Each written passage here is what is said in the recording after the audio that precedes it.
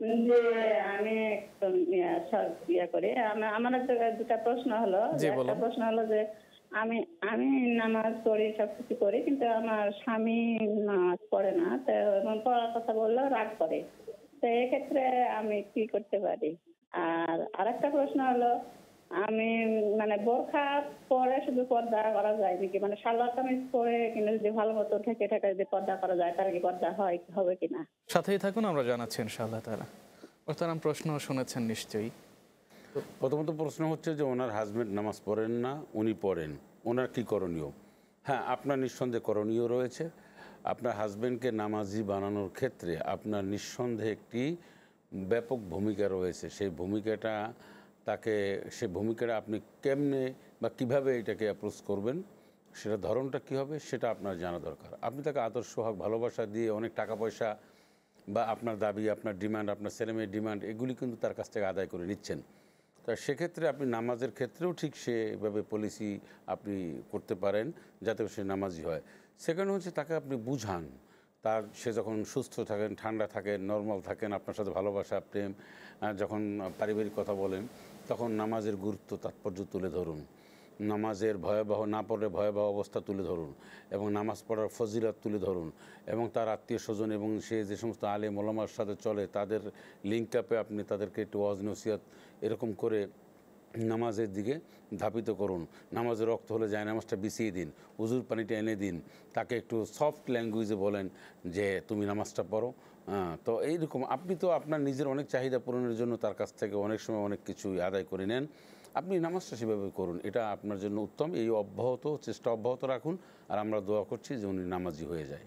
অর্থাৎ যিনি প্রশ্ন করেছেন তাকে নামাজি বানানোর জন্য সর্বাত্মক প্রচেষ্টা চালাতে হবে। স্ত্রীর একটা ব্যাপক ভূমিকা থাকবে, কারণ স্বামী যদি অসংখ্য স্বামীরা ঘুষ খান, দুর্নীতি করেন, এখানে স্ত্রীদেরও একটা ভূমিকা থাকে যে তার ডিমান্ড এত বেশি দেখান যে স্বামী বেচারা নিরুপায় হয়ে অসৎ পথে উনি চলতে বাধ্য হন। তখন চলতে বাধ্য হন। স্ত্রী তো হার্ডলাইনে যান, তো আমি 1 টাকা তোমার কাছে চাই না, আমি পুরান কাপড় চোপড় পরবো, আমি একটা ছোট্ট ঘরে থাকবো, তুমি তারপরে সুদ ঘুষ দুর্নীতি পরে টাকাটা নষ্ট করবে না, এমন যদি শর্ত দেন, এমন হার্ডলাইনে যদি যান, এমন যদি উনি এইরকম কথা বলেন, তাহলে স্বামী এরকম বিপথে যাওয়ার সম্ভাবনা কম। জি মুহতারাম, আমরা একই সাথে আরো একটি প্রশ্ন পেয়েছিলাম, তবে এই প্রশ্নের উত্তর আমরা পরে জানবো। আরো একজন কলার রয়েছেন, আমরা কল নিচ্ছি ইনশাআল্লাহ। আসসালামু আলাইকুম ওয়া রাহমাতুল্লাহ। ওয়ালাইকুম আসসালাম। আমি একটু প্রশ্ন করতে চাচ্ছিলাম। কি বলুন। আমার প্রশ্ন হলো নামাজের ব্যাপারে, যে আমরা অনেকে, আমিও পড়ি এভাবে যে বেতের নামাজ 2 সালামে পড়া। এখন প্রথম 2 রাকাতে আমি বেতরের নিয়ে কি করব, নাকি এইভাবে নরমাল সুন্নত বা সুন্নতের নিয়ত করব? আর দ্বিতীয় প্রশ্ন হলো, আমাদের মসজিদে এই 2-1 দিনের ভিতরে আমরা এশার নামাজের সময় আমাদের ইমাম সাহেব দ্বিতীয় রাকাতে যে তাহিয়াতুর পরে ওইখানে সে অনেকক্ষণ বসা ছিল, একটু বেশি সময়টা একটু বেশি নিছে। তখন সে পরে আবার উইঠা বাকি 2 রাকাত শেষ করে সে সুরসাজদা দিল। তখন তাকে প্রশ্ন করা হইলো যে আমি নিজে প্রশ্ন করলাম নামাজের পরে যে আপনি সুরসাজদা কি জন্য দিলেন? উনি বলল যে আমি বৈশা আত্মায়াতু দুরূদ শরীফ পর্যন্ত পড়ে ফেলছিলাম, এই জন্য সুরসাজদা দিলাম। আমি বললাম এটা কি হাদিস সম্মত? উনি বলল যে হ্যাঁ।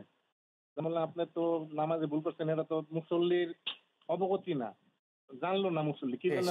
সাথেই থাকুন, আমরা বুঝতে পেরেছি, আমরা উত্তরগুলো জানিয়ে দিচ্ছি ইনশাআল্লাহ তাআলা।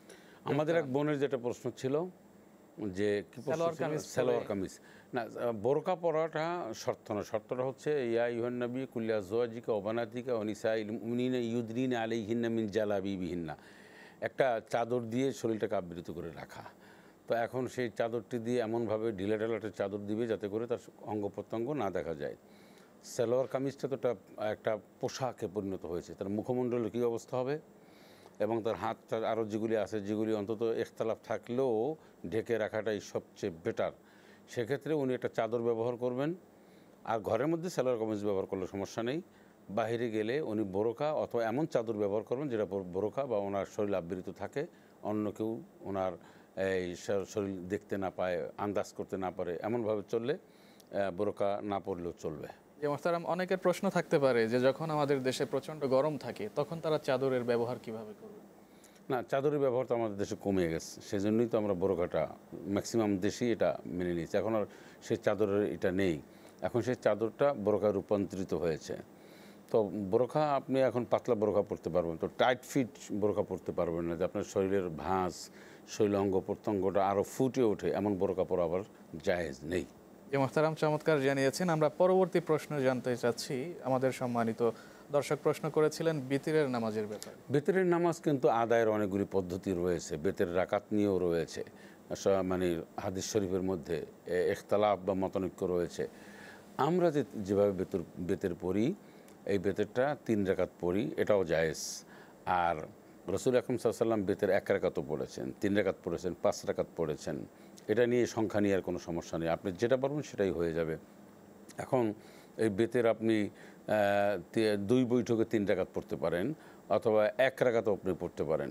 আর এটা ওয়াজিব না সুন্নাত, এটা নিয়েও কিছু ইখতিলাফ থাকলেও আমাদের ইমাম আবু হানিফা রহমতুল্লাহ আলাইহির মাযহাব অনুসরণ অনুযায়ী আমরা এটাকে ওয়াজিব বলি। আর বেতের নামাজটা রাসূলুল্লাহ সাল্লাল্লাহু আলাইহি ওয়াসাল্লাম খুব গুরুত্বের সাথে পড়তেন, কখনোই নর্মালি উনি কাজা করতেন না, এবং এটা সুন্নতে, অন্তত সুন্নতে মুআক্কাদা যেটাকে বোঝায় সেটা, এবং ওয়াজিবের পর্যায়ে। অর্থাৎ বেতের নামাজটা পড়বেন।